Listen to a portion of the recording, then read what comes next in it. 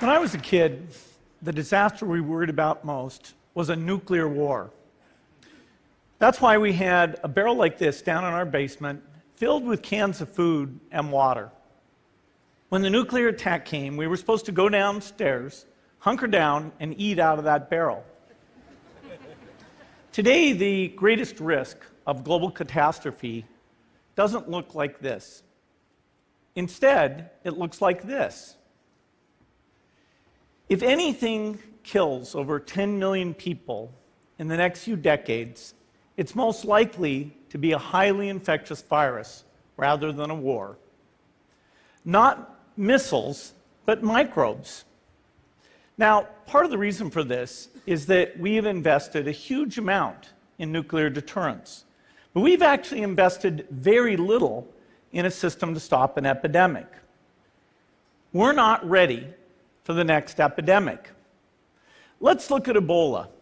I'm sure all of you read about it in the newspaper. Lots of tough challenges. I followed it carefully through the case analysis tools we use to track polio eradication.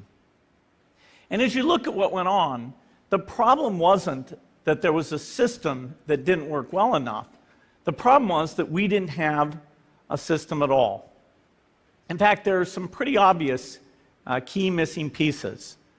We didn't have a group of epidemiologists ready to go who would have gone, seen what the disease was, see how far it had spread. The case reports came in on paper. It was very delayed before they were put online, and they were extremely inaccurate. We didn't have a medical team ready to go. We didn't have a way of preparing people. Now, Médecins Sans Frontières did a great job orchestrating volunteers, but even so, we were far slower than we should have been getting the thousands of workers into these countries. And a large epidemic would require us to have hundreds of thousands of workers. There was no one there to look at treatment approaches, no one to look at the diagnostics, no one to figure out what tools should be used. As an example, we could have taken the blood of survivors, processed it, and put that plasma back in people to protect them. But that was never tried. So there was a lot that was missing, and these things are really a global failure. The WHO is funded to monitor epidemics, but not to do these things I talked about. Now, in the movies, it's quite different. There's a group of handsome epidemiologists ready to go. They move in, they save the day, but that's just pure Hollywood. The failure to prepare could allow the next epidemic to be dramatically more devastating than Ebola. Let's look at the progression of Ebola over this year. About 10,000 people died, and nearly all were in the 3 West African countries. There's 3 reasons why it didn't spread more. The first is there was a lot of heroic work by the health workers. They found the people and they prevented more infections. The second is the nature of the virus. Ebola does not spread through the air. And by the time you're contagious, most people are so sick that they're bedridden. Third, it didn't get into many urban areas, and that was just luck. If it had gotten into a lot more urban areas, the case numbers would have been much larger. So next time, we might not be so lucky. You can have a virus where people feel well enough while they're infectious that they get on a plane or they go to a market. The source of the virus could be a natural epidemic like Ebola, or it could be bioterrorism. And so there are things that would literally make things 1,000 times worse.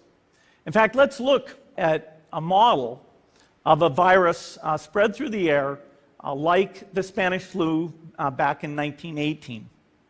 So here's what would happen. It would spread throughout the world very, very quickly. And you can see there's over 30 million people die from that epidemic. So this is a serious problem. We should be concerned.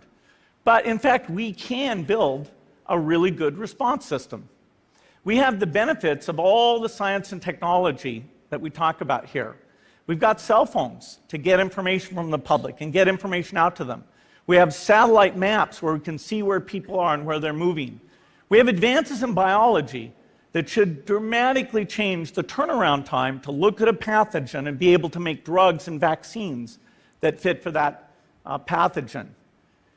So we can have tools, but those tools need to be put into an overall global health system, and we need preparedness. The best lessons, I think, on how to get prepared are, again, what we do for war. For soldiers, we have full-time waiting to go. We have reserves that can scale us up to large numbers. NATO has a mobile unit that can deploy very rapidly. NATO does a lot of war games to check, are people well-trained? Do they understand about fuel and logistics and the same radio frequencies? So they are absolutely ready to go. So those are the kinds of things we need to deal with an epidemic. What are the key pieces? First is we need strong health systems in poor countries. That's where mothers can give birth safely, kids can get all their vaccines, but also where we'll see the outbreak very early on. We need a medical reserve corps, lots of people who've got the training and background who are ready to go with the expertise. And then we need to pair those medical people with the military, taking advantage of the military's ability to move fast, do logistics, and secure areas. We need to do simulations, germ games, not war games, so that we see where the holes are. The last time a germ game was done in the United States was back in 2001, and it didn't go so well. So far, the score is germs 1, people 0. Finally, we need lots of advanced R&D in areas of vaccines and diagnostics.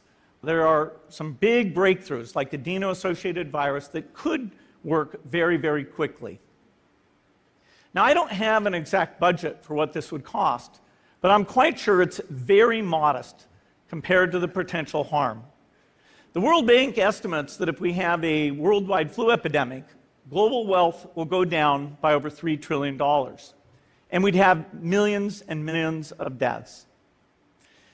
These investments offer significant benefits beyond just being ready for the epidemic.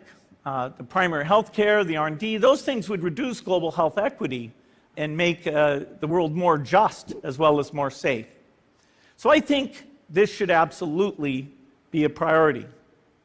There's no need to panic. We don't have to hoard cans of spaghetti or go down into the basement. But we need to get going because time is not on our side.